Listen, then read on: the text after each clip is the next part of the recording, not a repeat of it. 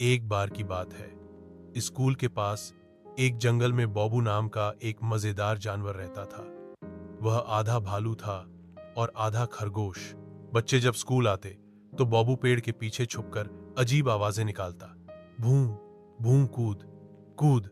सब बच्चे हौंसते हौंसते लौटपोट हो जाते। एक दिन वह स्कूल आ गया और मास्टर जी की कुर्सी पर बैठ गया। सब डर गए, पर फिर उसने चौक से बोर्ड पर हौसना मत भूलना लिखा।